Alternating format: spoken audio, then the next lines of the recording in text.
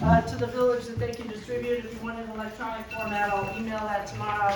My name is Wade Beltramo. I'm General Counsel at the New York State Conference of Mayors. We are a not-for-profit association that represents the state, city, and village governments. And so the Village of Tannersville is one of our members. Tannersville pays dues just right up front every year. They pay us dues in the amount of $727 a year. We provide a variety of services. We do training for local government officials because there's no place you don't learn to be a mayor or a trustee or a clerk or a finance officer anywhere at really our conferences that we put on by ourselves. We also partner with several state agencies, including the Office of the State Comptroller and the Department of State, among others, to train local government officials. We provide technical assistance, so on a daily basis, our members call us if they have questions about anything: how to put a budget together, how to deal with labor issues, how to comply with the open meetings law, how to comply with the freedom of information law, how to procure goods and services pursuant to state statute, because contrary to what people think, you can't run a local government just like a local business, because there are a ton of laws that govern how local governments run and work. And so that's why I'm here. I'm here because you're talking village dissolution.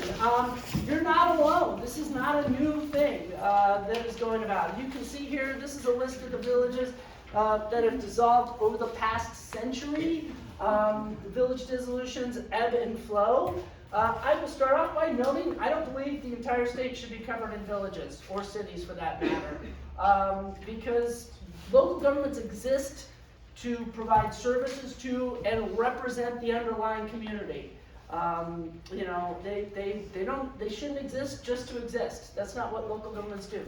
They provide services, they regulate the communities, and they represent those communities. Those are really the three fundamental functions and services that local governments provide.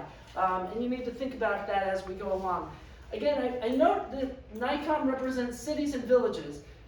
Villages are New York's form of incorporated city government. And one of the things that I put here is, it's just important to understand that. A lot of times people think, well, villages are based upon the size of the community. Not true.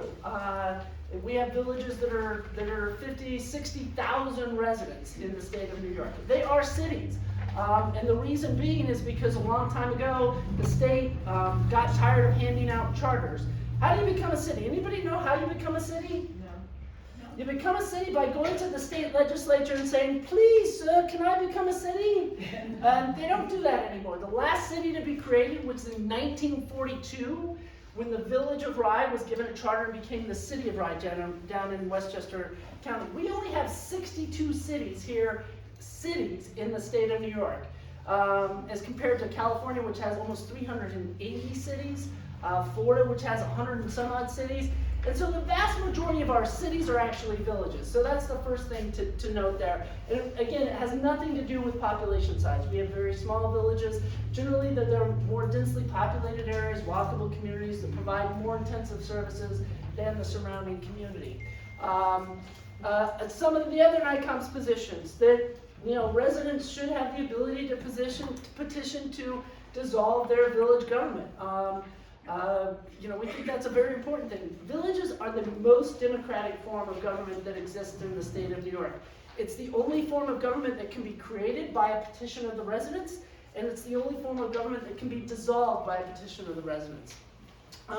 We also believe that the village board, the local legislative body that you elect, can initiate that process. Now, ultimately, dissolution only actually takes effect if the village residents vote to do it. And I'll talk a little bit about the process as we go along to this evening.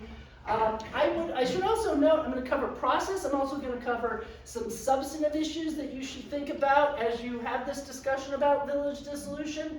But I also want to encourage you, if you have any questions as I go along, please ask those questions. Robin has provided me with some of the questions or issues that have kind of been discussed within the community about dissolution, and I'm going to make sure I hit on those. But again, if you have any questions as we go along, please ask those this evening. I noted we're a membership organization. We do provide technical assistance to our members. But if a member of the public calls, if you call me tomorrow and you're just a resident of the village, unfortunately, I'm not going to take your call. You're going to need to call your trustee or your mayor or deputy mayor and say, hey, can you call NICOM and get an answer to this? It's for a variety of reasons. We just don't have the staff to provide that service to the public at large. NICOM is neither for nor against the dissolution of the Village of Tannersville. We're not going to take a position. I don't live here now. I'm not going to live here afterwards. I mean, it's a lovely community you have up here in the mountains. It's not my community, right? This is a decision for the residents to make. And we don't take a position on dissolution of any particular village out there, right? Or incorporation for that matter. Again, these are serious discussions that have to be had about questions about the services provided to the community, but also the cost of providing those services. There's no such thing as a free lunch, right? And the other thing, the final thing I'll note here, we're talking about village dissolution, but village dissolution is a town issue, and you'll see more of that while I go forward. Do we have any town officials here this evening? My condolences. A lot of the times, the reason it's a town official, if you go to the vote and you say, hey, I want to dissolve the village, the flip side of that is like, I want to rely solely on the town to provide services to me and represent me. That's the flip side of that question, right? And we'll talk a little bit more about that as we go forward. The law isn't really set up to deal with that or address that. We'll discuss a little bit, because ultimately it's the village board that has to approve any dissolution plan, and only the village residents vote on that. One of the other things I should note, question, absolutely. The village board or the town, who votes on that? The board of the village board of trustees approves the plan that is ultimately voted on by the residents only of the village, and I'll cover the process. But even though it's a town issue, that's why it's kind of a tricky issue. It's the way it's set up in the state, and you'll see why in a little bit. I know a lot of you, if you've been looking at dissolution, you probably hopped online and Googled village dissolution. I had that list of all the villages that have dissolved. Many, many more villages besides those that have actually decided to dissolve have actually studied the issue.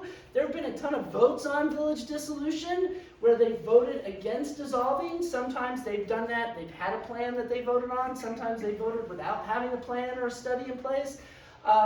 It really varies. And it's useful, I think, to look at those dissolutions to figure out, what happened there? Does that make sense for our community? Having said that, I want to know that, there's a lot of differences between all the village dissolutions. Some of them are very large, the villages that have a lot of robust services, like a police department. Now, you don't have a police department here in the village of Tannersville, right? You use the town of Hunter Police Department, so you don't want to look at a village dissolution where they had a police department. And the reason that's important is because those kind of differences are really huge with respect to what happens with the taxes. So just be mindful of that.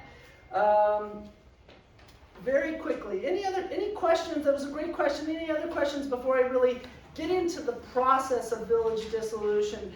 And again, you might have a question about specific here to Tannersville. I'll try to answer general questions. I'm not really intimately familiar with Tannersville. I haven't studied the budgets of either the village or the town to see what services you're provided. I'm not really intimately familiar with the village and town economy here, but I'll do my best. Yes? I have one question. Sure. If you live in Hunter, can you vote for this thing? No. The question is, if you live in the town outside of the village, Right. do you get to vote on village dissolution? And the answer to that is, if it's dissolution and dissolution alone, the answer to that is no. Now, some people think that's unfair, and we'll talk a little bit. Maybe it's unfair, we'll talk about that in a second, but that's a great question. If you were to go the consolidation route, you'll see here that the dissolution law in the state of New York is governed by this law, General Municipal Law, Article 17-A. It's a statute that was enacted, I blew through that screen, more than a decade ago now. It became effective in 2010. And it has a part where it governs consolidation of local governments, it governs dissolution of local governments, and there's a county-initiated process, which I'm not going to talk about because I just put it out here to know it exists, but no county has thought in their right mind that they want to touch this issue. They're going to leave that to the villages and towns. So it does have a procedure. The law has a procedure where you can have a consolidation of the town and the village, which would in effect result in the dissolution of the village, and it would require a vote of the town residents and the village residents for the consolidation. People don't do that for a variety of reasons, and I'll talk about that right here, right? This is not likely to use or occur, this process, because it requires the coordination of the town residents and the village residents. And generally, when you have a dissolution of a village or even a consolidation, you're going to have winners and you're likely going to have losers. This is kind of a zero-sum game in that respect. And the reason being is because, for the most part, the way the town's taxes are structured by state law, not some discretionary decision on the part of the town officials, but by state law, village property owners, to a certain degree, subsidize town operations.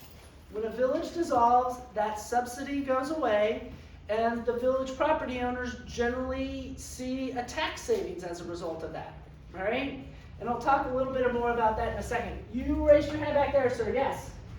Yeah, you mentioned a few moments ago that there are two ways to get to a dissolution action. One is a vote of the Board of Trustees, the other is by petition. Yep. What is the difference between A and B? I will get to that. That's a great question. So we have consolidation and dissolution. Both of these processes can be initiated either by the residents going around and circulating a petition called electorate initiative and getting enough signatures to initiate the process, or the governing board, the village board of trustees in this case, could initiate the process. So the way that works, and I don't know if anybody has any questions about consolidation and why it's not really used more than just a straight dissolution. I mean, the simplest, probably very poor way to describe this, herding cats, right? You got one cat, the village. If you have two cats, right, your life is miserable, and the two cats are, one would be the village and one would be the town. And getting them to agree on this is just much more difficult. All of the village dissolutions that have occurred, all but one, were voted on by it as a dissolution, as opposed to a consolidation. There was a recent consolidation vote where it was a vote both of the town and the village to dissolve the village into the town. It was voted down. Okay, it's just a more complicated process. Dissolution is defined as the termination of the existence of the local government entity, as opposed to consolidating two different local governments into a new local government. Now, first of all, towns are expressly excluded from this provision, so you can't dissolve the town. There's nothing in the Constitution that prohibits that, but there are certain statutory provisions that just kind of rely and require a town. But I've had some communities look at dissolving towns and into that. You could use it to dissolve a district, like a water district or a fire district or a sewer district. First of all, most people want fire protection. Water and sewer is people are keen on having water and sewer service. So we haven't seen actually this law used at all for district dissolutions. And so it's really only been used to dissolve villages over the last decade plus. So on to that point, there are two processes. One is the governing body resolution, subject to a referendum. One of the things I will note, this law is relatively new. I say relatively. The old law, Article 19 of the New York State Village Law, was repealed. It used to govern village dissolutions. And prior to 2010, all of the village dissolutions that I have listed on this chart here, on this table, those all occurred under the New York State Village Law. That process allowed the Board of Trustees of a village to initiate the process by simply adopting a resolution. Okay? Under this law, the way that a board initiates dissolution is not by adopting a resolution, but by adopting a dissolution plan. The difference between those two is night and day. The Village Board of Trustees here in Tannersville could, this evening, adopt a resolution to, hey, let's go forward with dissolving the Village of Tannersville. It would have no legal effect under the law. They say, we're going to study this, we're going to put together a plan that we're then going to put to the residents of the village. How long do you think it takes to study dissolution and put together a plan? 90 days? A while. Not 3 months, 6 months, 9 months. It depends on how complicated the village is. You don't have a police department here, so that's not a complicating factor. But the dissolution plan, you're gonna go through and you're gonna, first of all, inventory and figure out everything that the village does. Every service it provides, all the infrastructure it's responsible for, and then you gotta figure out, well, what's gonna happen to this if the village dissolves, okay? Is it gonna be transferred to the town? Is the town gonna continue that? Is the town gonna continue it as a town-wide service? Is the town gonna create a district to provide that service going in the future going forward? That takes some time. Practically everybody hires a consultant to help them put together that plan. The Department of State does provide matching funds to help, finance those, the production of those studies and plans, but it takes some time. And so that's a main difference here. In many instances, I know that communities that have been looking at this, one of the problems is you could be in the middle of a dissolution study and then have a petition filed that would short circuit that process. You had a question? Yeah, what if the town has multiple villages and only one village dissolves? It's only that Then village. what happens to the other, what happens to Great question. So there are many towns that have multiple villages. You have a town here that has multiple villages, right? And the question is, what happens if only one village votes to dissolve? Well, just that village dissolves. It has no impact legally on the other village. I say legally, it could have some fiscal impact on the other village, but that's how that goes to the town budgeting process. And I'm going to cover a little bit of the town budget process. I started off by talking about village dissolution is a town issue, and the town budget impacts village property taxes. I say not village property taxes, the property taxes that property owners within a village pay. Because there are 4 parts to a town budget if it has a village in it. There's the general fund, there's the highway fund, and then within each of those funds, there's a town-wide part, and there's a town outside of the village part. And that can change depending on if one village were to dissolve, it now becomes town outside of the village for the other village. Does that make sense? It sounds a little complicated. I'm going to cover this again in a few slides down the way. All right? So that's, in simple terms, this is how you initiate the dissolution by a governing board, going back to that gentleman's question. Relatively simple. The board could go out and they could get a grant from the state, and they can hire a consulting firm, an engineering firm that specializes in doing dissolution studies, contract with them, say, hey, we want a dissolution plan put together. They come, they get this dissolution plan that sets forth all the things that are required to be in a dissolution plan, which are set forth in state statute, and I'll cover those in a minute. And they can adopt a resolution approving that plan, at which point it would trigger a vote of that plan and dissolution by the village residents, right? It could be initiated this way. Ultimately, even if the board were to approve the plan, it always has to be voted on at an election by the residents. All right? So the other way is to have an elector-initiated dissolution or petition, right? Where the residents would go around and they would circulate a petition to dissolve the village. It has a signature threshold amount. So for villages, it depends on your population size. If a village has 500 or fewer electors, which I believe is your category, the petition must be signed by electors equal to at least 20% of the number of electors. Now, electors isn't defined. My recommendation would be that you go back and you refer to the list of registered voters at the previous village election. That would be my recommendation, the basis for determining what this 20% is based upon. Call me and we can figure that a little bit more clearly. It's not population, it's number of electors. People get confused about that. There's no time period for collecting, so we've had petitions that have circulated for many months, if not more than a year, which is, I will say, it's an oddity in New York State law. Generally, most petition requirements require signatures to be collected within a specific time frame.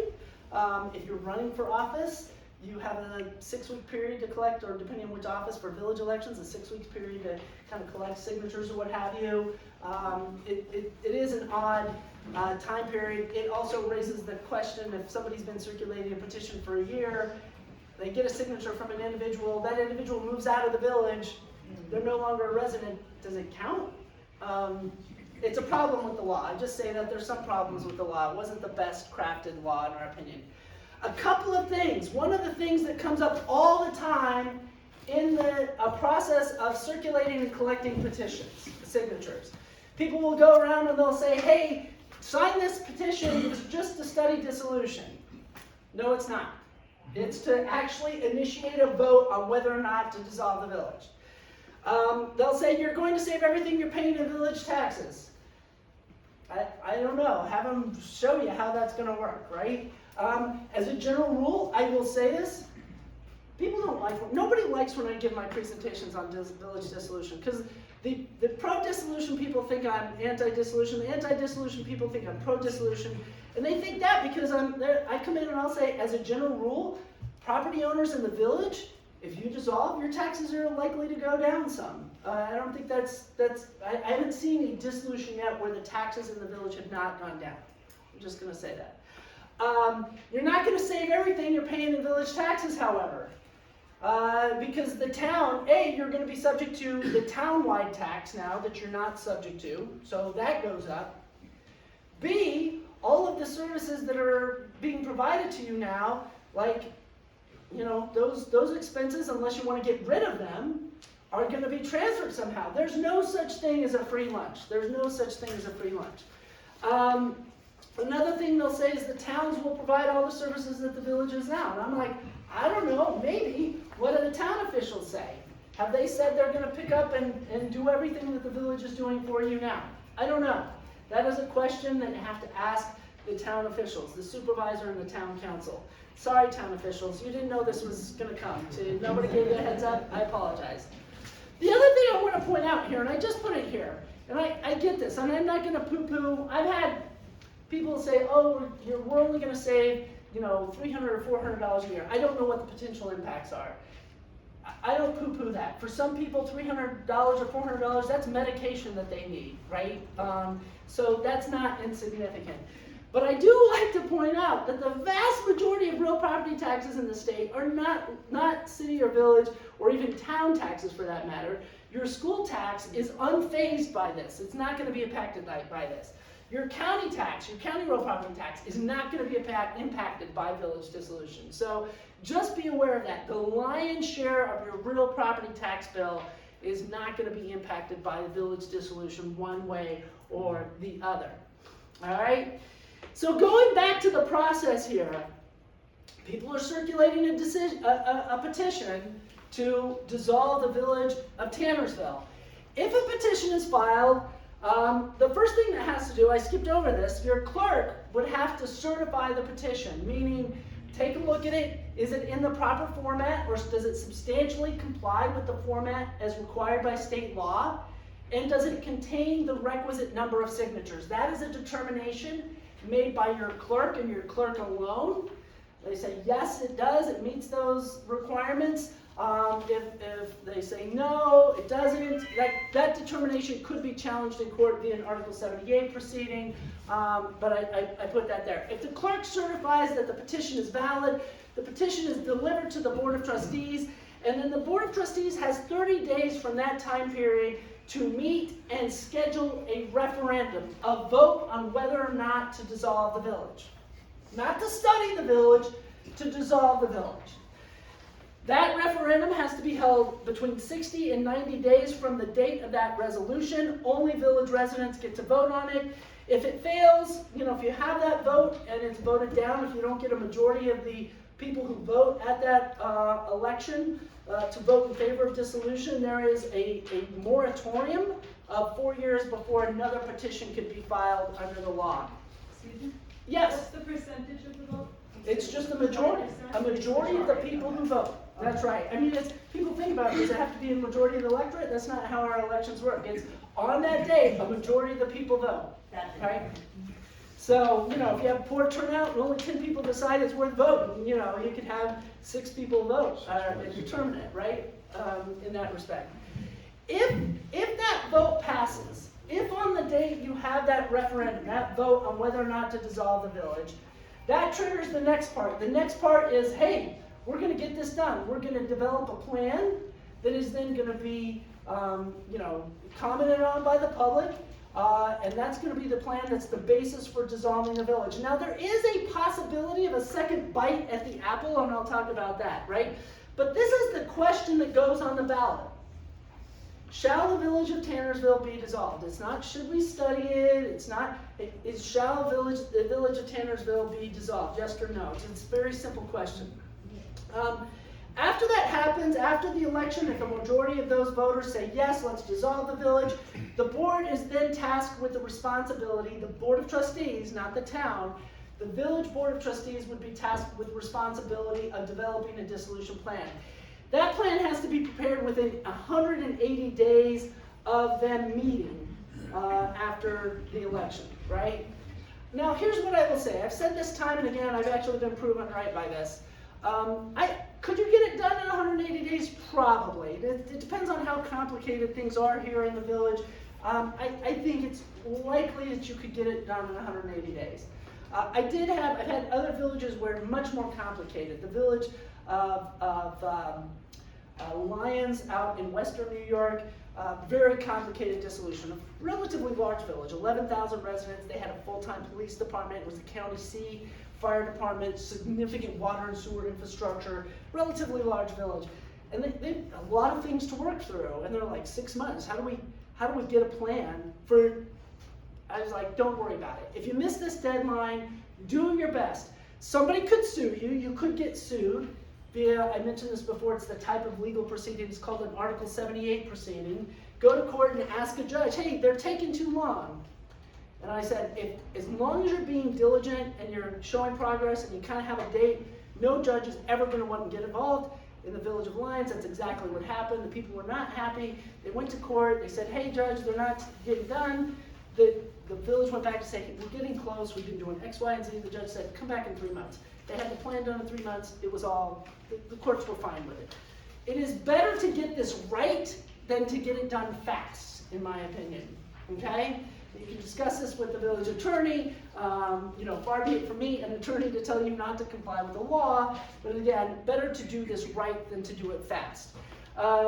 Do you need a study committee or a consultant? It's not required by law, but practically everybody does hire a consultant. It's very difficult to do this while you're also, for the village staff to put this together, while they're also trying to run the village, because you still got to run the village while this is all going on. And again, I mentioned there is money from the Department of State to help finance this portion of the dissolution process, okay? There's also potential money after that, and I'll talk a little bit about that as well in a second. So I mentioned earlier, the law mandates what must be addressed in the dissolution plan. So you'll see here the name of the village to be dissolved, your territorial boundaries, class or type of the village, estimated cost, a plan. I'm going to talk about some of this other, but it's all in the statute. There are certain things that must be addressed in the plan. And I'll come back to it in a second. Just finishing up here, public hearing. There is a public hearing that the public gets to comment on the draft plan that's approved. And that has to be held within 35 to 90 days after the board approves the dissolution plan. The board may amend the plan after that based upon the public's comment. And then that final version has to be adopted within 60 days of the final hearing. So you can see here that there's I'm a little bit ahead. There's a process here. This plan goes into effect unless a second petition is filed. So I mentioned the second bite of the apple. This is where you would get a second bite of the apple. The residents, after having looked at this plan, they're like, hey, wait a second, we don't like this. You can circulate another petition. That has to be filed within 45 days. That petition, unlike the first one, has to have signatures equal to 25% of the village electors, not 20. And if you have a second petition that's filed that's a valid petition, you would have a second vote on village dissolution. right? And this second dissolution vote would read like this: the voters of the Village of Tannersville, having previously voted to dissolve, shall the elector-initiated dissolution plan take effect, yes or no? And if that's a yes, then you dissolve. If it's no, you're done. You're back to square one of not dissolving and still having a village government. If you see this is kind of a timeline here of how this works. So at the very front is when a petition's filed. The first purple bar is the 10 days that the clerk has to determine the validity of the petition. The next 30 days is the time period in which the board has to meet to set the date of the election. If you get here, this is the time period here of holding the election, not more than 60 but not fewer than 90 days. This is the second time period where the board would meet after the dissolution vote, if it's voted yes. This is the time period here where you would actually develop the plan. You would have a hearing to be held there, and then you get into the second time period here of having the second potential petition process there. It's a little bit complicated.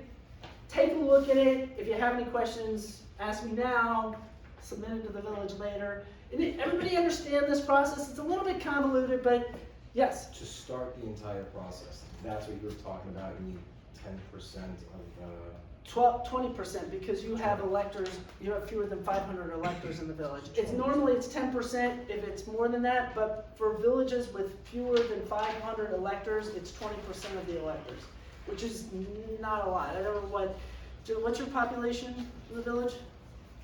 About like 450. 450 is a general rule, your elector's about 250. You probably need, if my guess is A little over 100.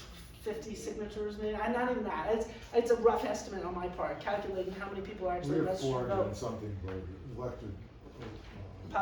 Population of Yeah, we have 400 400 electors. something, we have 420 registered voters. 420 registered voters. Right. All right. So if 420 registered voters would be 20% of that. So you're looking at 80. Yep. 84. that's to start the entire. To start the process there. The second bite at the apple there, if you go through this process and you decide, oh, well, because you're gonna, if a second petition, if you go through this process and you get that first vote and it's a yes, you're gonna dissolve unless a second petition is filed. The second petition is to put the brakes on the process and put it back to a vote of the residents, okay?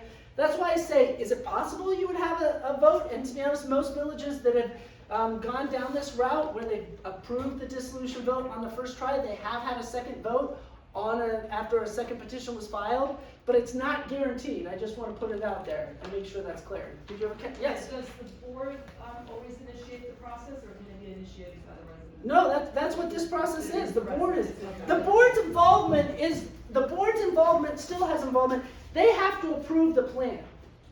The board approves the plan. But the residents initiate the process in this scenario. The board initiated process, going back to it, it's very simple at the very beginning. The way the board can initiate the dissolution process is by adopting the plan, right?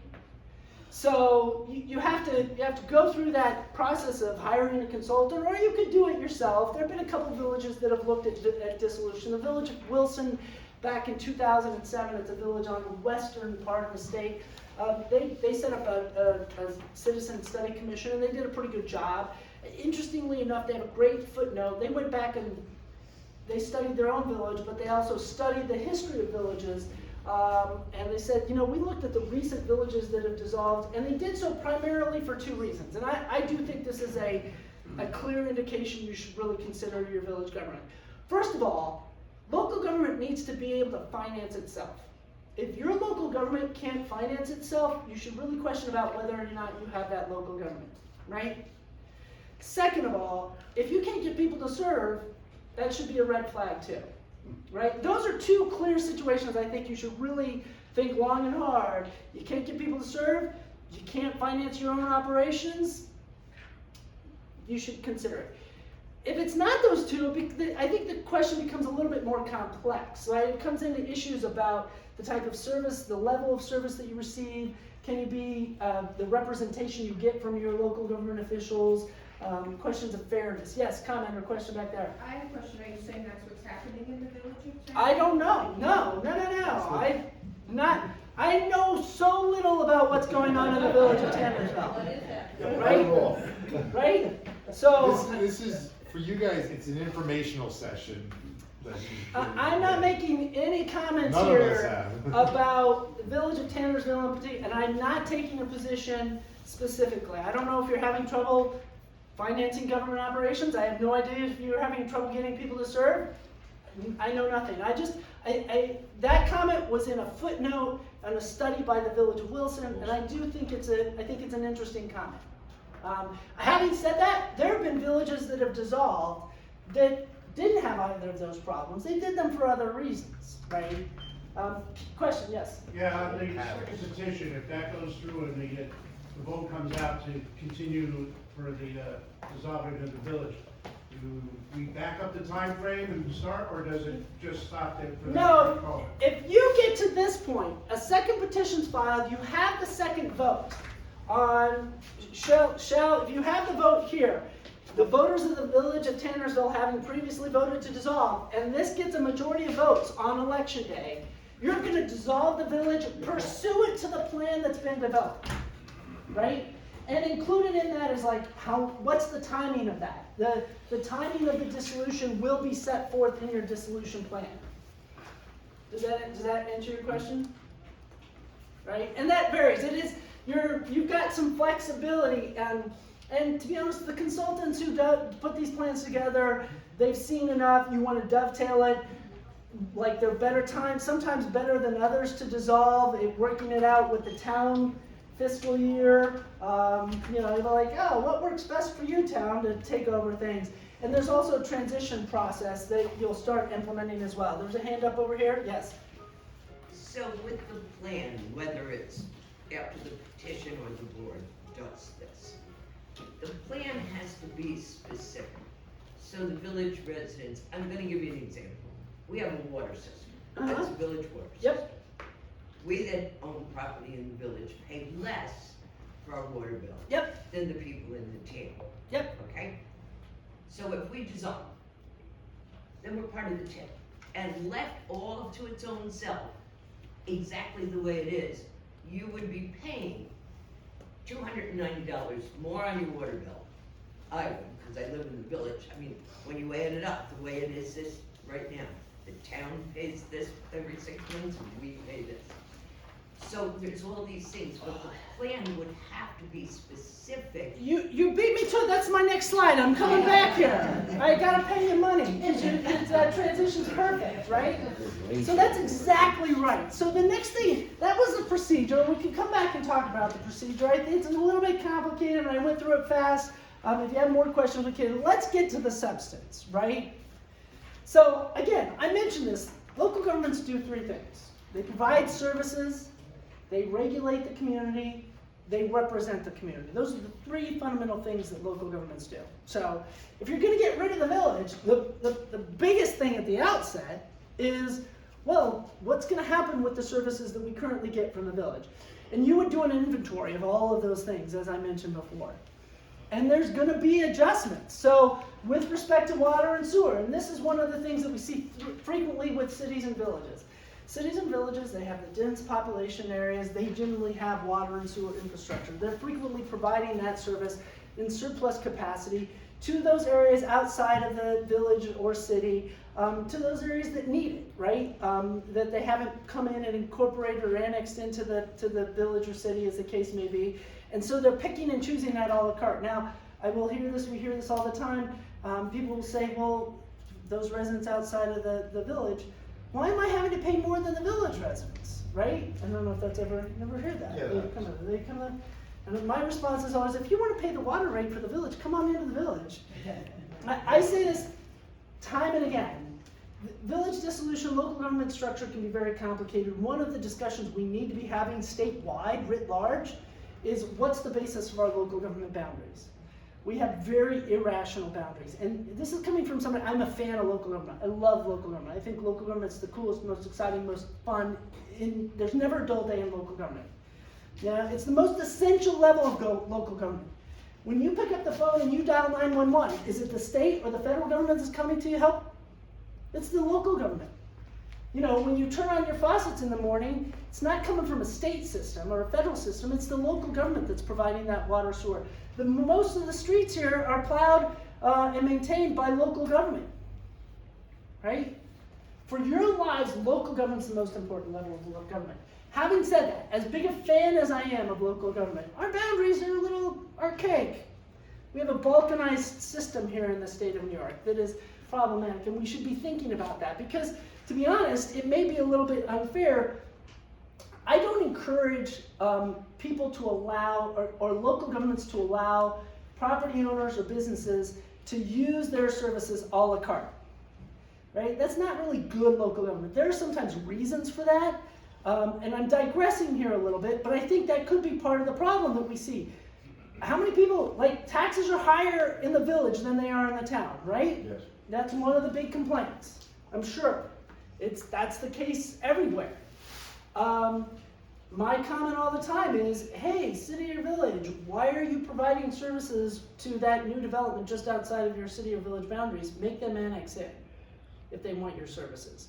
Because then you're gonna share the cost or burden of the community more equitably. And local government's not about efficiency.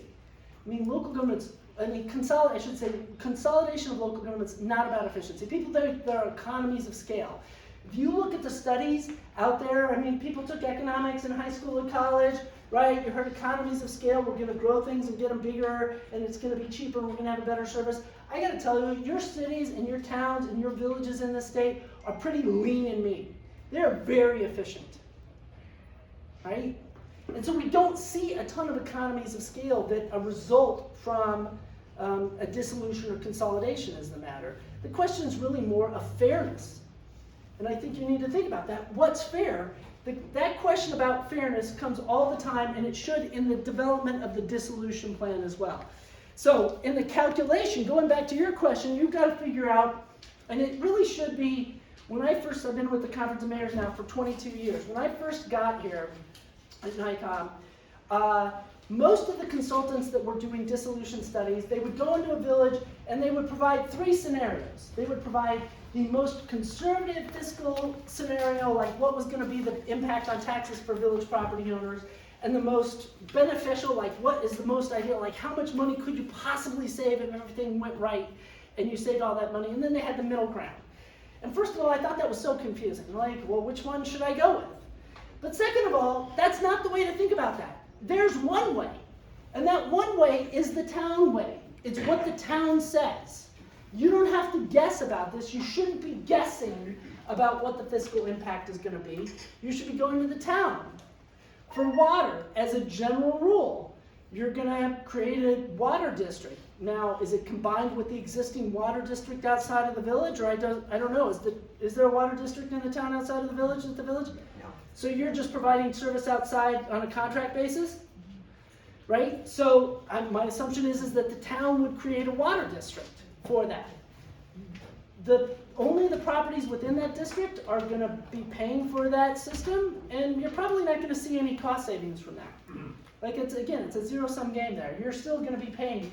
Are your costs going to go up because now it's one district and everybody's paying the same?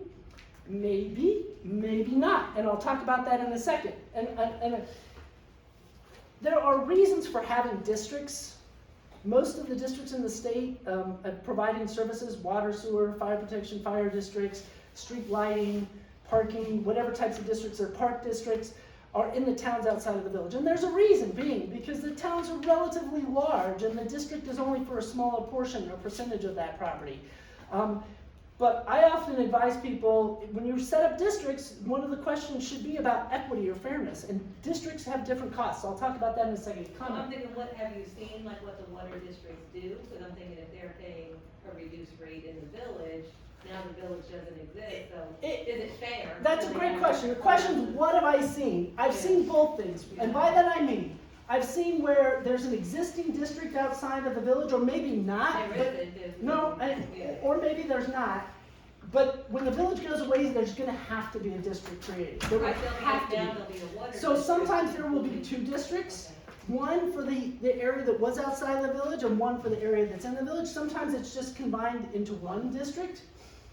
And the Then reason, you can't have two rates. well, they might. Why would you have two rates? Right. This is a question. I want to get people thinking about this issue because I think this is a perfect thing to think about when we talk about local government. Why would you have two rates? Why would you have two districts to have two different rates? You have more expense to bring the water, because a lot of the town here, outside of the village, they're well and septic. Well, or it's longer. You have fewer properties per mile, and so the expense of the district is much greater. Like if you have 10 houses on a mile of road, that's 10 miles of water main that you have to provide. That's more expensive than providing water to 10 houses that are on a quarter mile of road, right? That's only a quarter mile of main. But that's right, the cost structure is different. And I have a couple of examples where I'll pull that out. So sometimes I say you should really think about doing districting the heck out of it. It becomes a question of fairness, not about efficiency, about how we're financing the services that we provide. Now sometimes, and I will say this, it's beneficial to subsidize parts of our communities. Even within a village or a city, some parts get more services than others, but we're kind of a community and we benefit each other. It's beneficial to exist as a community, a densely populated area, right? And so we do have some subsidization, and that's a policy decision that needs to be made, right? So. And all of this will be figured out and very clear before residents. It should. You say very clear. It can be relatively clear. And I'll talk about that in a second. But so going to this, I have this list here, a couple of things that you absolutely need to be concerned about as you go forward. So first of all, any plan for transferring or eliminating positions of public employment. Now, I've been doing this a long time. I've had people say, oh, well, we need to, particularly back in the Great Recession, back 2008 to 2010, right? People was like, well, we need to employ people. And I'm like, first of all, local governments do not exist to employ people.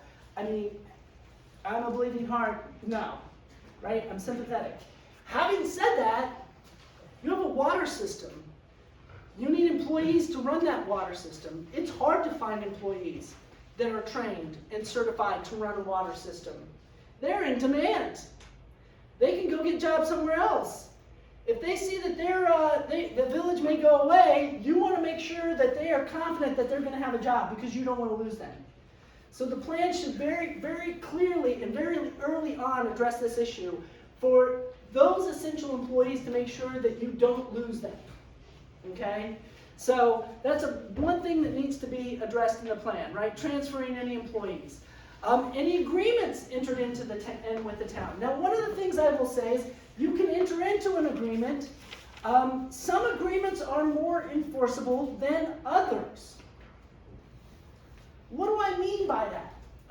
I said at the very beginning, the other side of the coin is, should we dissolve the villages? Should we rely on the town to provide our services and represent us as a community? That's really what you're asking. There is a legal principle called the prohibition against binding future or successor boards. And what that says is basically, for governmental actions or determinations, one board, the current group of elected officials, cannot bind their successors in office, or even themselves, really. That's with respect to governmental determinations. With respect to what we refer to as, and we lawyers, I should have clarified that, and sometimes I take that for granted, we lawyers use as proprietary capacity when a government acts in more of a business fashion. Those kinds of agreements, so the transfer of resources, assets, property, those could potentially be enforceable. So, but you can have agreements with the town. One of the things I would also say is that you really want to think about this. I mean, I think most people will trust their town officials, but you have a phase-in period where you're dealing with issues and the town says, we don't want that equipment, yes, we need that equipment. When the town says, hey, we don't want that equipment, then the village should say, well, if the town doesn't want that equipment, we should sell that before the village goes away and take those proceeds and use them for something else or to pay off debt or something along those lines. That goes into the planning process. And this next one here, the manner and means that the services will continue to be provided following dissolution. All of those services that you inventory, those need to be addressed in the plan. Yes, it's going to be continued on a town-wide basis by the town. What do I mean by that? So to be honest, I don't even know the structure here. Some villages, some towns have arrangements with the village where the town will take care of some of the roads now in the village. But as a general rule, villages, the roads, the town has to take those over, and it becomes a town-wide charge that would be part of the highway fund, okay? Certain services, however, do not have to be taken over by the town. So the town could say, oh, we're not going to take those over at all, or if you want to continue those, we're going to form a district. Those are really the three options. The town continues it as a town-wide service, the town continues to provide it but on a district basis, or the town doesn't provide it at all, and you're on your own. So, other things to be addressed. Disposing of any assets that you have. One of the things that is very important is when a village dissolves, any liabilities, any debts, any obligations that you have post-dissolution stay with the village property owners unless there's some agreement to transfer them somewhere else. And by that I mean, you've got outstanding debt, bonds, those village properties in the former village, there's going to be a new district created, a debt district. And that district's going to exist as long as those debts exist. And there's going to be a levy that the town imposes on that debt district and collects every year until all of those obligations are satisfied, right? So on the flip side, you want to make sure that all of your assets, you know, like, hey, what are our assets? If the town doesn't want them, if we're not getting equity for those, do we sell those? That we can then use to pay off our debts, right? And all that would be inventoried and made part of the plan. Anybody have questions about that? Yes? So, assets that go to the town, say the town wants those Yep. assets, those were paid for by the village taxpayer. Yep. So, what does that mean? Does the village taxpayer, outside of, hey, you're now served by the town, do they get any benefit for the transfer of those assets? It's a great question. The answer is it depends. Village dissolution, I said, is not about efficiency, it's about fairness. And that it should come back to that. The question is it fair? So let me give you an example. I'll give you an example. Let's say there's a truck, a brand new truck Yep. that the village just purchased. What kind of truck? DPW truck? Yeah, it's a DPW truck, right? And let's say now the town is, you know, obviously taking over most of the functions of the village. That truck has real it's a financial asset. Mm-hmm. What are the limitations? A ton of flexibility. Does the town want that truck? Would the town want that truck? And if the answer to that is yes, the village should say, okay, town, you want this truck? Are you going to agree to take over the payments on it? I don't know if you have payments. Did you issue debt for it? Or not? Like, if you issue debt for it, they'll be like, yeah. Okay, if not, then you say, hey, wait a second, but only the village property owners paid that. You should take that into consideration. Like, what is it going to be used for? It comes back to being a question of fairness. Now, I'm assuming it goes into the town highway department, and it's going to be used not only for the former village purposes, but town-wide. That's a discussion to be had. And what about real estate? Same thing, same exact thing, same exact thing. So with respect to one thing I will say here is, you know, does a village have a fire department or is it a fire district in the village? It's a district. So It's now a fire district. It's a fire district. All right, so that probably is not going to change at all. I'm assuming that wouldn't really change at all. I was trying to think. So that infrastructure is not. Village hall, like, do you want it? Would there be a need for it? The town is not obligated to take those assets over, right? If the town didn't want those assets, then the village has got to figure out what to do. Can they sell it? Can they get something from it? If the town did want it, there needs to be a discussion and a part of the negotiation in the dissolution process. So We have a lake and a park. Well, parks I'll come to in a second. I was going to So- say that, but so I'll hang come to on. parks because that's a... So I think I understand if the village has liabilities, right? and say the town doesn't want particular real estate assets and they're decided to be sold, the proceeds of that would then go to pay off the village's liabilities, theoretically. So one of the things to make clear here is that if there are any assets outstanding upon the dissolution's effective date, all of those assets are automatically transferred to the town. They become the property of the town by state law. So I don't recommend that that happen. Without any consideration given to the village. Without property owners, right? Because once the village is gone, you just have the property owners in the form of village. That's exactly right. So the dissolution plan really needs to take care of that. And I will say for the most part, most of the villages have done a very good job of inventorying all the assets, all the property, real property, personal property that they have, and figuring out a fair resolution of those properties. Either transfer to the town and the town compensates the village, perhaps, or there's some agreement with like what services are gonna be provided or continued for a certain time period, or that the town doesn't want them and the village decides, all right, we gotta try to get something for them, right? So that we can use whatever money or proceeds against any outstanding obligations that we have.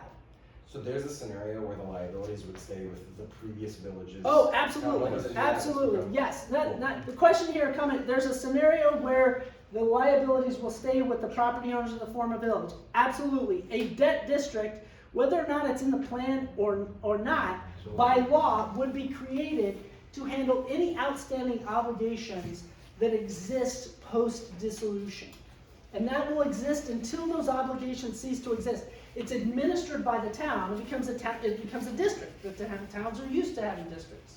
But the good thing on the other side is you have your assets, and your assets are valuable. You pay down your debt, or you, let's say, $2 million bond, and bingo, Mr. Kelly doesn't have to pay a dime in the debt district because we took assets that we're not gonna give to the town because I don't wanna pay the debt, so therefore we're gonna sell them off, we're gonna pay our bond off, and I'm gonna be happy dandy, and we're all gonna be satisfied. That would be one of the things. You want to try to get as much as you can from those assets. I mean, the town's gonna be, I mean, generally one would think they political future as fair as possible, but there are certain things that might not make sense from the town's perspective. Like, we don't want or need that post-village dissolution.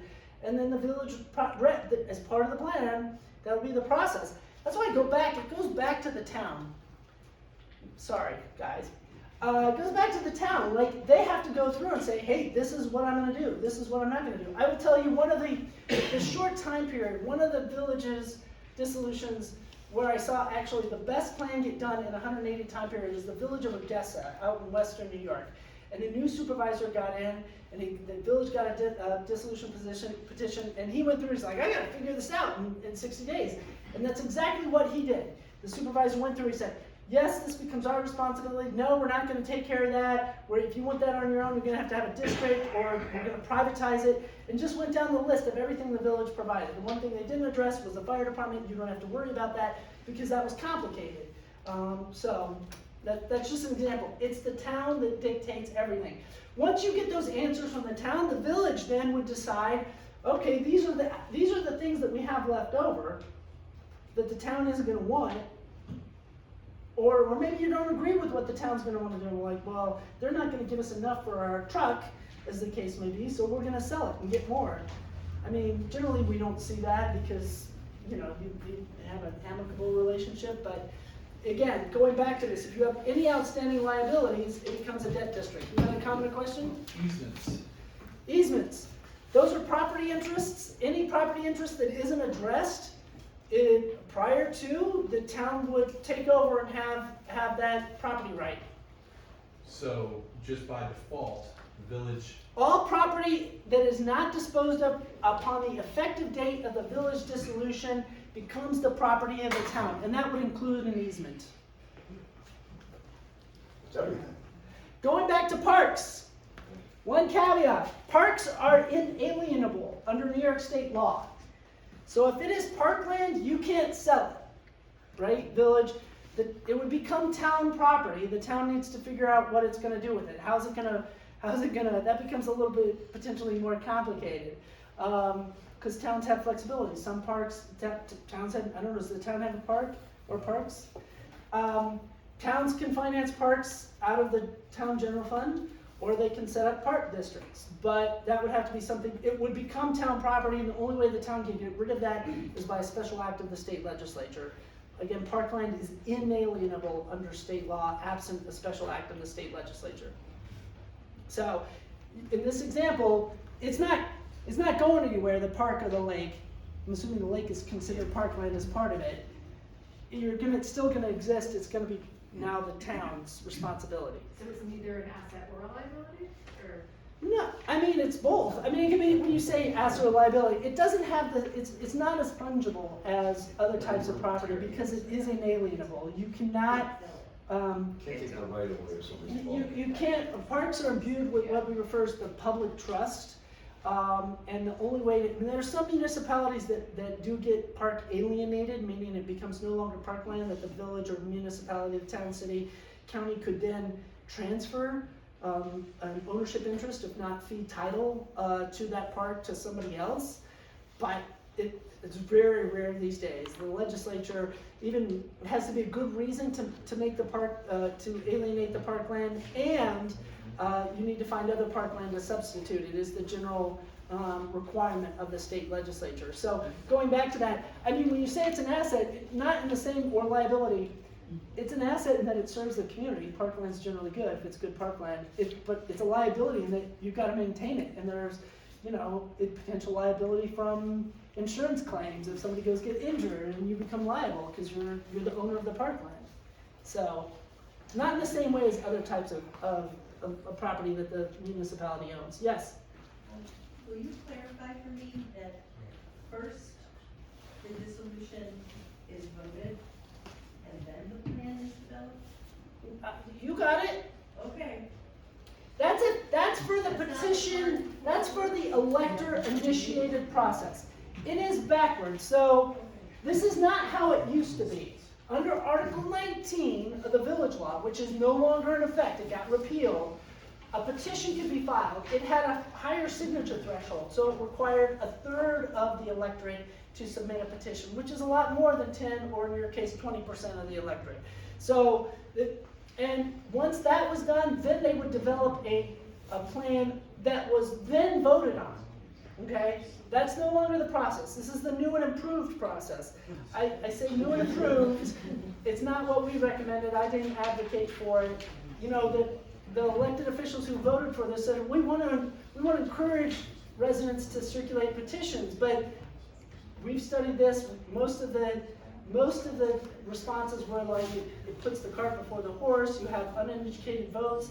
You can't get a dissolution. Here's the other problem with this is 60 to 90 days, it's hard to get an understanding of what's going to happen in that time period. It is potentially possible.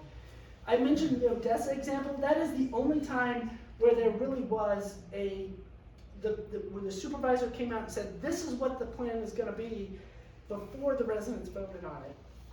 Every once in a while, we've had a couple of consultants come out and they can give you a little bit of a picture about what's going to happen. It's really how much services you have, infrastructure you have, how much of a game plan the town would have, saying this is what's going to happen there, and then doing the calculation, because there's money associated with everything there, but it can be a little bit complicated. I'll talk about that in a second when it comes to the town budget, because the village budget's relatively straightforward. The town's is a little bit more complicated by state law. But would you make that clear again, that if a petition is not filed, you can have the board Who develop? says it? I have no idea. Oh, it's a white Toyota Cruiser. All right, we're not gonna name names. Sorry. Anyway, if a petition is not filed, the board can work on developing a plan. That has to Absolutely. be clear. It doesn't need this petition to be done No, the immediately. board of trustees, there are two ways. The board could look at this without putting it to a vote of the residents. They could look at this and say, hey, we studied this. This is what it looks like. We don't think this is good. We're not going to adopt this plan and put it to the residents, which would then still have to have a petition initiated. They could then go the official route too. They could go both ways, the board could. and adopt a plan with the purpose and pursuant to the procedure outlined under Article 17-A of the General Municipal Law to put it to a vote of the residents. So, but yeah, there's discretion on the part of your Board of Trustees to study dissolution.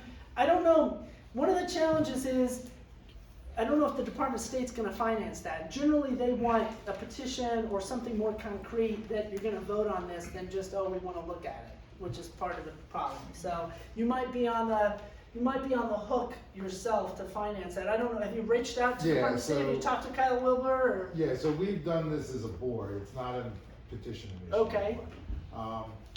To start looking at it, we will get 50%, Okay. and then if it gets voted on and passed, then they give us the rest. Okay, all right. Did everybody hear that? No. So they've contacted the Department of State, which is administering these local government efficiency grants, including studying dissolution consolidation. If they will give the board 50% to study dissolution, if it was to put to a vote of the residents. If it's put If to a it goes vote, to the vote, If whether it's it put to- passes or not, we get the rest. if it would be put to a vote of the residents, they'd give you the rest, whether or not you approve dissolution, is what the Department of State said. It's changed over the years, so I didn't know what the latest version of this was, because they used to, way back when, about 15 years ago, they gave Saranac Lake like $200,000 to study dissolution. They're not doing that anymore. They're gonna give you, $15,000, $20,000 to study it, so. Very quickly here, what else is, anybody else have questions? The dissolution's effective date, that would have to be in the plan too, and again, that's something you work with the consultant in the town. You wanna give yourself enough time to transition, to dispose of the property, to move employees over, should you decide to dissolve, get all of your ducks in a row, as the case may be. Those are the big things. Oh, one of the things that comes into question, the effectiveness of the village's laws. The village's laws stay in effect for 2 years after the dissolution, at which point it's the town. The town becomes the regulatory authority to regulate land use within the village, to adopt business regulations within the village. Any other regulations that towns are authorized to enact pursuant to their municipal home rule authority and any other authority. First you back there and then we'll get you. Yes? Yeah, I'm just trying to get a timeline straight in my head. The 180-day timeline that was mentioned earlier runs into making a determination and put it on a ballot, is that correct? The 180 days is Within just to 180 develop the plan. You have 180 days to develop the plan. All right, then goes the petition? Then it would go, you'd have a public hearing, right? After the public hearing's completed, the board has another 60 days to finalize the plan. Okay. After the board finalizes that plan, then that starts the second clock ticking to file a second petition. That'd be 45 days. 45 days, right? The board approves the final So version. up to a year, and that timeline goes to a Yeah, year. I mean, it could be, it varies depending on how quick or long you do something, but 10 plus 30 plus 90 plus 180, it adds up. 30 days there, or 35 days there, 90, there's time periods there. It could be almost a year from the time a first petition is filed.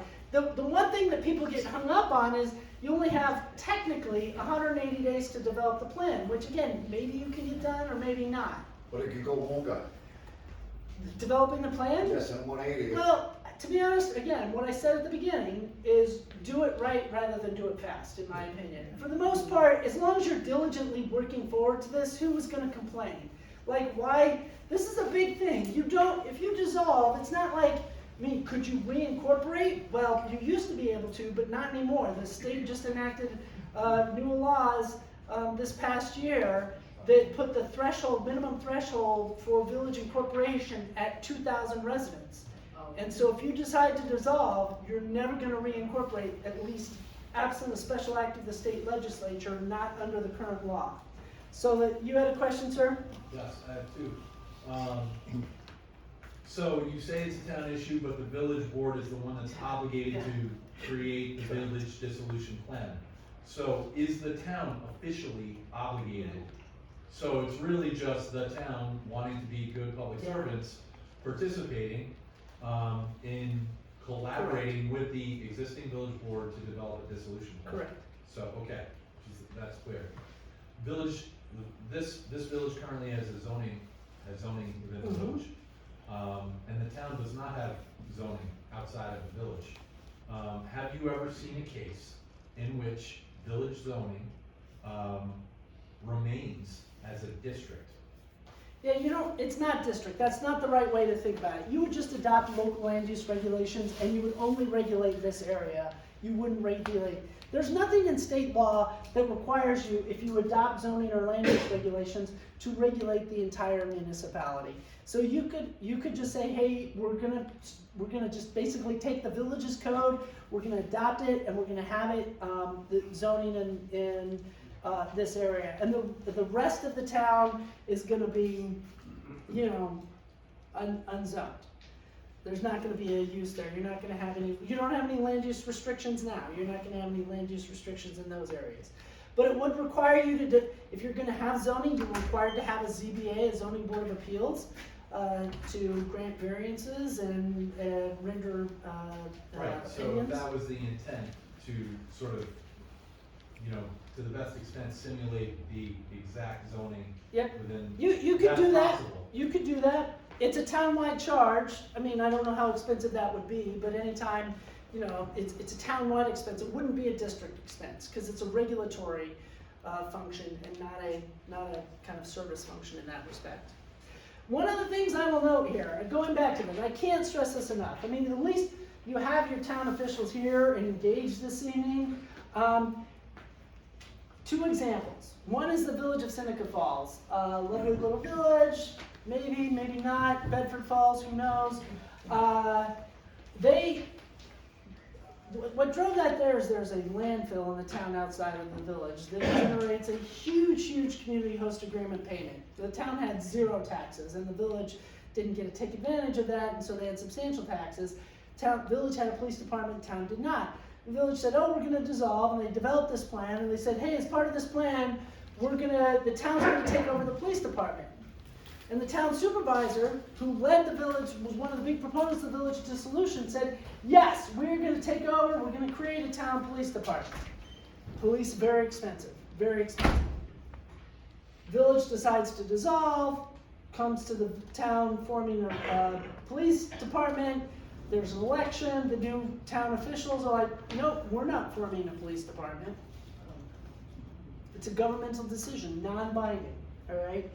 Ultimately, the supervisor who championed it got voted out of office. They ultimately did form a police department because politics, and there's a substantial population in the village, and said, oh, no, right? So they had their voice, their say. Village of Lyons, I mentioned them earlier, had a village police department. Same thing happened. They said, oh, well, the town will take over and form a police department. They didn't get anybody from the town to sign on to that. Not one town official, not the supervisor, not the town council. That was just a plan that was put out. That was the plan that the public voted on. And lo and behold, the town said, we're not doing that. Police is expensive. And they didn't form a town police department. The county stepped in, put for a couple of years more patrols within the village, but then they dialed that back because all the other communities are like, hey, wait a second. Why don't we get extra patrols in our communities? So the moral of that story is, if you're not at least getting town commitment, like a resolution from the board, a statement from the mayor, like that should be a red flag.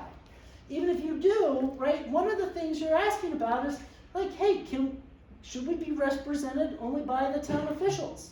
That's what you're asking for. That's the flip side of village dissolution. Should we be represented by the town?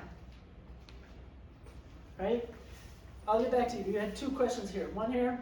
2 questions. One, where are we specifically on that timeline? And number 2, why are we even having this discussion? So you're nowhere on the timeline. You're way over there. You're right over there. Because no petition's been filed. I think there's been some, it's been relayed to me that some people may be circulating a petition. Yes. The Board of Trustees, this is for elector initiated. This is an elector initiated process. For the governing board process, I don't have the timeline up here, because the governing board process is, hey, they study dissolution, they get a dissolution plan. If they decide to approve that plan and put it to a vote of you all, then you get in the vote, which is like, they approve it here, and you have a vote that's like not more than 60, not more than 90, not fewer than 60 So days. has that happened, are we within? No, this? you haven't done anything yet, because you don't even have a plan. Today, at the village board meeting, which will be after this, we will be voting on hiring a consultant, all those kind of things. So we felt it was, as a board, with the petition out there, we felt we should move it forward, and as Wade has kind of mentioned, it gives us more of a time frame. It gives us more time to do the study, which we all should, follow Can you along. make it more readily available for us to know when there are meetings? Because I found this out on, what do you call it, on Google? And I had no Well, idea because there was nothing You posted. just have, nothing- we've been posting, Robin's been posting, we have an app Haven't that the seen it. village, we have Haven't an seen app it that again. people can download, we have a website, I think you've been posting it on the app, connects to Facebook, yeah. If you just follow everything along the village, I mean, it's all posted on digital I platforms. didn't see Yeah. it. Question here, and then one in the back. Yeah, did you say that village law stays in effect after dissolution for 2 years? Correct. By default, the question is here, village law stays in effect by default for 2 years. Does that include taxes? No. No. I mean, Okay. that's the regulations that the village Okay. has adopted. The taxes are governed by your budget process, and that's like, you wanna work the timing. Now, the village's fiscal year by default is June 1st, ending on May, at the end of May. The town's fiscal year is a January 1 fiscal year, so the consultants have kind of worked this out. Some think it's, we've had some villages where they either, well, it depends on the state too, because depending on what funding is, a lot of the recent village dissolutions have taken effect at the end of the calendar year to coincide with the town's fiscal year. But that would be something that you plan, you wanna work out with the town, Thank right? Question there, was there somebody in the back row No, you first? answered it. Oh, okay. Yeah, am I correct in what I think I heard is that a petition has not even been presented yet for this?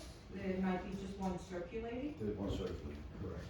So Yeah. there's no guarantee that there's even enough votes for this, or enough percentage for this? No, it's there. petition? It's there.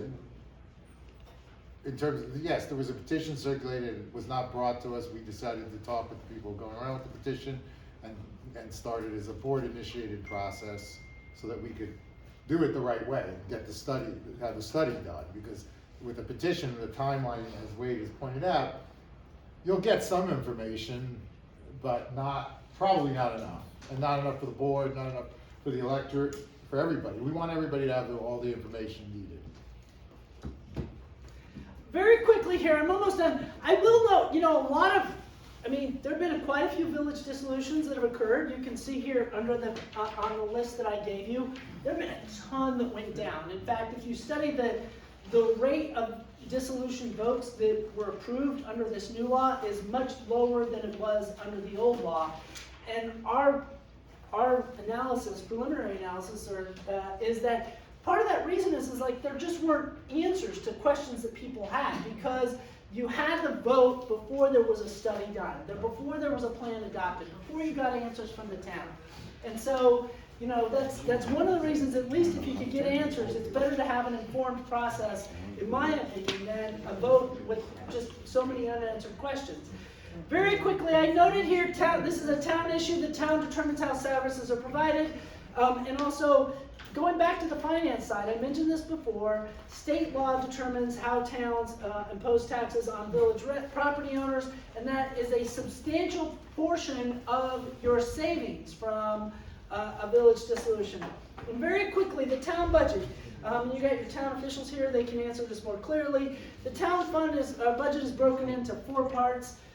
If you have a village, and if you don't have a village, it's just 2 parts. It's the general fund and it's the highway fund. But if you have villages in it, it's the general fund townwide, which property owners within the village are subject to, and the highway fund townwide, which the property owners in the village are subject to. Then they have these town outside of village portions that you don't pay taxes on, right? So when the village goes away, should you vote to dissolve, you're only paying townwide. In the future, you would be paying both townwide and town outside of village, right? So your taxes there are gonna go up, but you're not gonna be paying your village taxes there, so your taxes there are gonna go down. But some of your village taxes are gonna get transferred over to a district, and you're still gonna pay those. So it can be a little bit complicated of an issue. How do you figure this out? I'm almost done here. What time is it? 6:24. I mentioned this before, just so you have an idea about where we see most of the, and I say this, cost/tax savings, because some of these are cost savings, some of these are not about cost, it's just a tax shift, as the case may be. There's a little bit of economies of scale, a little bit. My estimate is that it's 3 to 5% economies of scale result in tax savings, cost savings to village property owners should you have village dissolution. The rest of the savings we see from village dissolutions come from primarily discontinuing services. That is the #1 driver of cost savings. And if that's something that comes up, I've had villages where, Village of Lyons, their cost savings primarily came from the fact that they no longer had a police department. And that was 30% of their budget. Well, if you don't want a police department, you can just dissolve the police department. Restructuring services. Sometimes you can't restructure services except by dissolution. I'll give you an example of this. The Village of Johnson City wanted to get rid of its police department and contract with the county to provide increased patrols within the village boundaries. They have a police department, it's unionized under state labor laws. That transfer of functions would have been a mandatory subject of negotiation. They couldn't have done it without dissolving the village. So there's an example there. Eliminating your elected officials, you're gonna save on the salaries that you pay them. So is that an efficiency? It depends on whether you can rely on the town to represent everybody equitably, fairly. Increased aid from the state, that was one of the things too. So there is what's referred to, and that was one of the questions Robin gave me, there's what's referred to as the Citizens Empowerment Tax Credit. And this is an incentive the state put in place more than a decade ago to incentivize dissolutions and consolidations.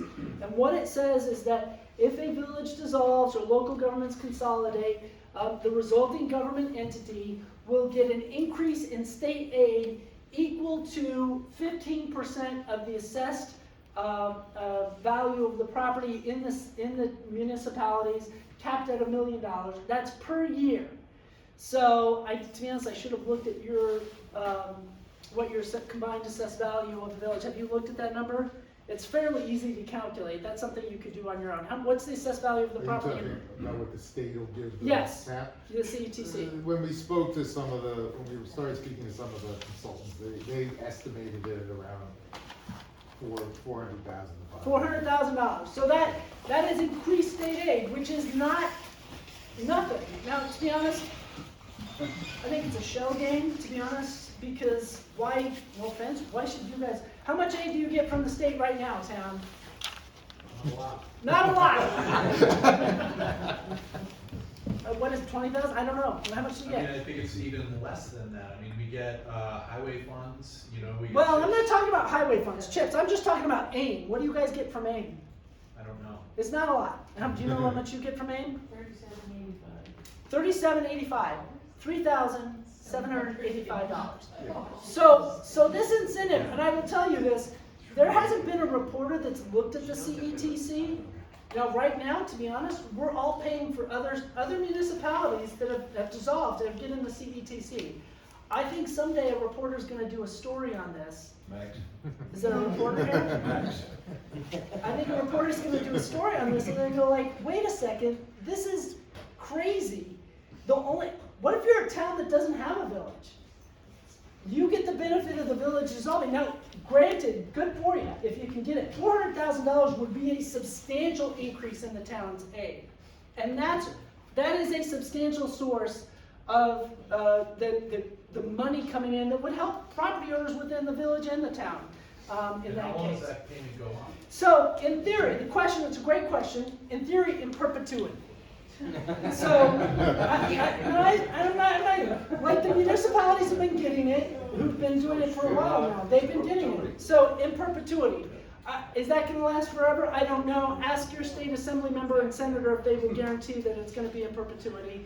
But, I mean, it's But been. there are, the villages that were dissolved, the Correct. municipality are currently Correct. getting that Correct. payment Yep. every year, Yep, every year. absolutely, absolutely. And that by far and away, under the current structure, is where most of your money's coming from as far as savings. And it's, again, it's not a cost savings, because that's just the state giving you more money. It's not an efficiency.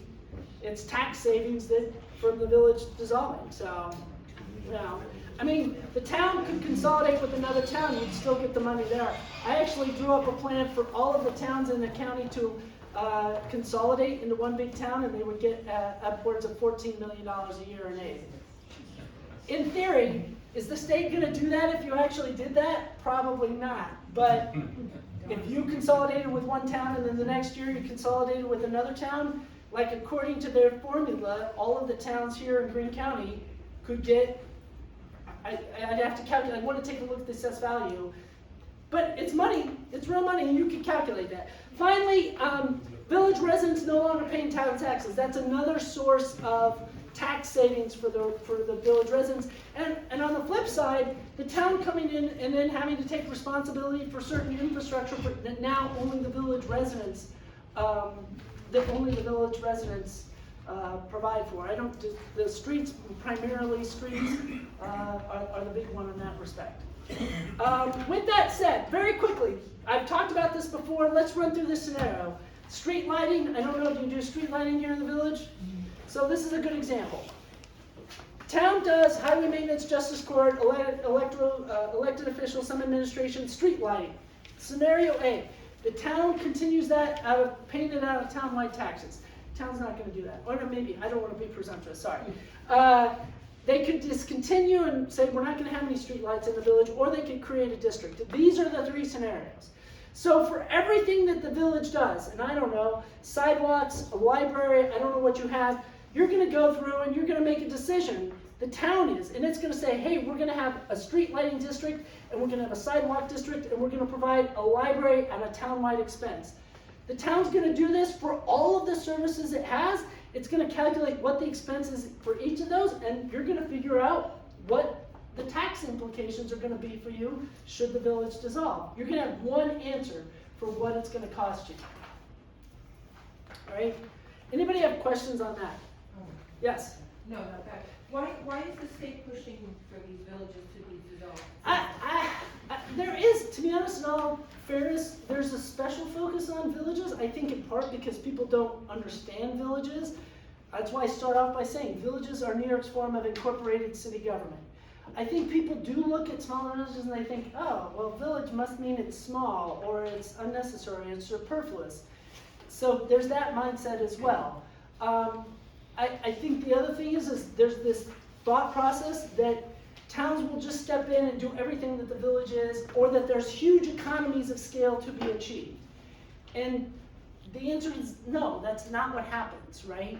For the most part. So that's really what's driving this. I think there's a lot of misinformation, misunderstanding about how villages are structured. I will say we have a lot of residents and property owners within villages that too, they look at the disparity between the property tax bill in the village and the property tax bill in the town outside of the village, and they're saying, well, dude, you know, a quarter mile down the road, just outside the village boundaries, they're paying, you know, several $100s less a year in taxes than me, and that's one of the drivers. Cities and villages, and sometimes there's a good reason to subsidize our rural areas in the state. We do that nationally, we subsidize the rural areas. But in New York, we do it in spades.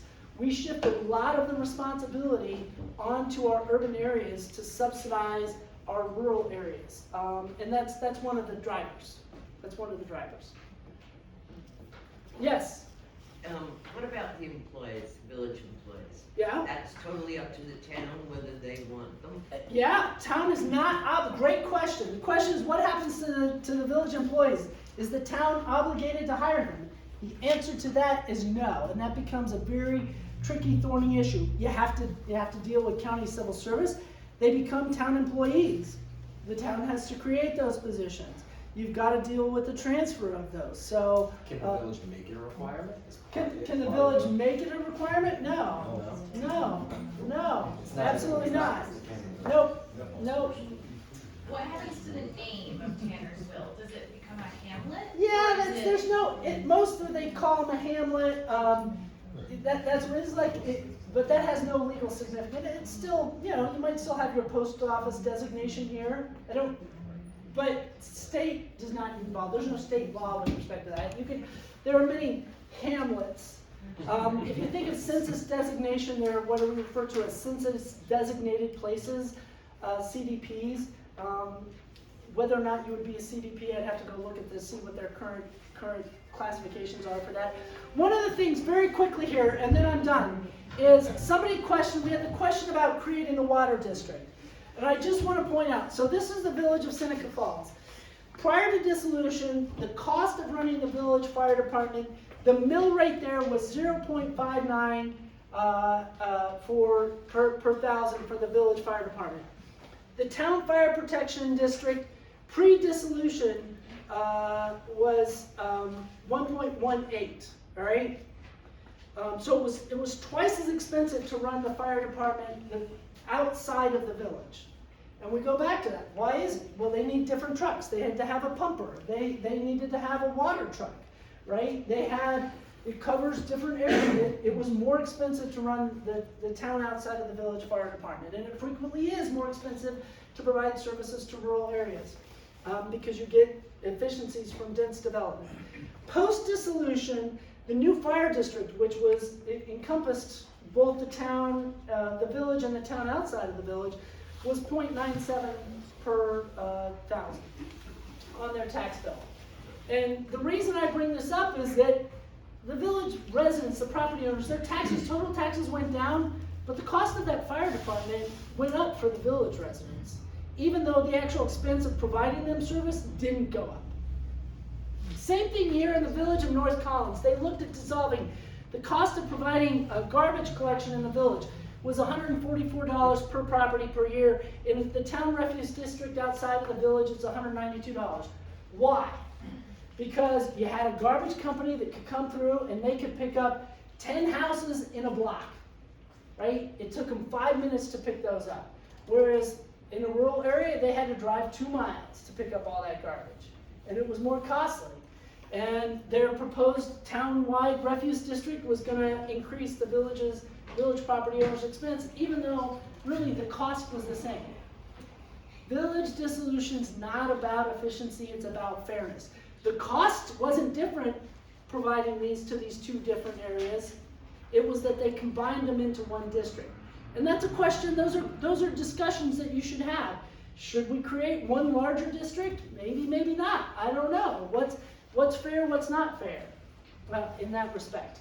I like this quote here from a professor on geography. One factor in determining local government boundaries is that they should be based, at least in part, upon ability of resulting governing body to address local preferences and needs. And that's really what in my opinion, you should be focused on. Finally, I noticed these, some other ways to address this, and this is one of the issues. If you're not, there's a lot of uncertainty with respect to dissolution. What's going to happen? Is it going to work out? Is the town going to provide the services the way we want? A couple of villages about 15 years ago, well, longer than that, they dissolved about 15 years ago. Prior to that, they started shifting more and more village services to the town. They said, hey, town, take over this. And the town said, yeah, we'll do this. And lo and behold, after several years, they looked around and said, well, we aren't doing anything in the village. And they dissolved. And the benefit that had is it addressed all of the issues at the outset. There was a transition. There was a level of trust that was created between the village property owners and the town officials. It was not, the level of uncertainty was really minimal. They addressed in a very not haphazard manner the transferring of assets and resources, as well as the assumption of liabilities by the town from the village. And it's not a bad way, if you're really thinking about doing dissolution and you're serious about this, that's something you want to do, to start that process. Start transferring things over. The fact that you have the village fire department is now no longer a village fire department, but governed by a district, would be an example of that. I mentioned village annexation earlier. Do you have any what we return in economic terms as free riders? People who are getting the benefit of the village but not necessarily paying their fair share of the taxes. Do your village boundaries make sense? If you brought more property in from those developments just outside that are using like water service, that would help your property taxes, right? It would level it out for everybody else. Coterminous town village, I included here, a lot of people talked about this. This isn't really a viable option, I'll just say that. I bring it up because it comes up all the time. So the question would be, should we create a new town that's just the village boundaries? And I'm like, well, first of all, it's really difficult to do. There is a way to do it, it's really difficult to do. The town wouldn't want that. Why wouldn't the town want that? Yeah, they're gonna lose tax revenue. And it may not make sense, like given the other district boundaries that currently exist within the town. So, you know, getting the town to agree to this would be a potential difficulty. But from your perspective, you would no longer be paying that townwide tax. We do have 5 coterminous town villages in the state of New York for a variety of reasons. We haven't seen one created recently. You could consolidate towns, I mentioned this earlier. Why would you want to do that? You don't end up with the same kind of questions that you have here, because really the only thing that you would be eliminating was the elected board. And the same question there is, can that new town board represent everybody there? Is there huge cost savings with that? I mean, I don't know how much your town officials get paid, but if you spread it over 2 towns, is that probably not gonna see a huge amount of tax savings in that respect? But you could get CETC, as I'm saying. Chart of the village as a city, that's not gonna happen. Examine the town taxes. Examine the town taxes. Most village residents don't pay, they think, I'm just gonna rely on the town or the village for my services, but the town taxes impact you, and, you know, could they be modified away? Could you shift some of the townwide taxes to town outside of the village taxes to lighten the burden on village property owners? There is some discretion in how towns allocate townwide versus part-town taxes. And then finally, I would say discontinue services without dissolving. If that's gonna be the source of your tax savings, well, you could dissolve those services now without dissolving the village and achieve your tax savings. So, something to be considered. That is the end of my presentation. I'll stick around and answer any questions. Yes, comments? Questions? Someone was saying that you can't dissolve a village if you have a sitting judge. Nope. You have to wait till the Nope. term is up. Nope. For those, some was saying that you can't dissolve a village if you have a sitting justice. Absolutely not. You can dissolve the village, the justice position goes away. There's some confusion there between village courts and town courts. Town courts have special protections under the Constitution that do not apply to village justices. I'll leave it as that, but no. If a village is dissolved, the position goes away. You don't have to make the dissolution of the village coincide with the end of the justice's term. Wait, what about if the village has got a water system, and the town takes it over, does the whole town have to pick up the cost? No, the town's gonna form a district. The town's gonna form a water district. That's one of the most common, fire districts and fire protection districts are right up there with the most common types of town districts that exist, but water districts and sewer districts are right there as well. The town would create a water district. The town council would sit as the kind of governing body of that district. They would oversee its maintenance and operation. They would establish the rates for that district. They would impose any assessments, if there's any kind of infrastructure assessments. They would approve any bonding that were issued. But it would be a district that just, the boundaries of which I should have clarified, for those of you who don't, boundaries are really important. So important. They determine everything. The district boundaries it's defined geographic boundary. It's gonna be those areas serviced by the water system. So, and it's gonna be more than, right, the village currently provides water outside of the village. You're gonna have this new boundary that any user is there is gonna be in that district. So then just the water rates are gonna pay for that? The water rates, it's basically gonna be what you're paying now. I shouldn't say that. The comment was made here, village property owners pay less in water than the outside users. To be honest, some people think that's unfair. I'm like, you want village rates, come into the village, pay village taxes too, right? And that's completely legal under state law, like for villages and cities to charge more to what's referred to as outside users. So, but the total expense of the system, it's gonna be a zero-sum game. It's not as if shifting it over to town. I'm assuming the town doesn't have any existing infrastructure or employees, so one of the things that's gonna happen is all of that infrastructure, that gets transferred over technically to the district. It's, the town oversees that, but it becomes the district, because the district also has, they have revenues, but the district is responsible, it's kind of its own legal entity. And it's responsible for the liabilities. So it's not like that's spread over all of the town property owners and residents. This is your last chance, people. I'll stick around and answer any questions. If you have any further questions, ask the mayor, ask Robin. They can put them to me and they can get back to you at a later date. So thank you very much for coming.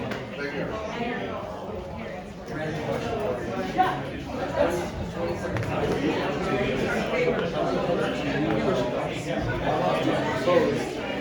I've had this conversation 27 times. How many times have you had?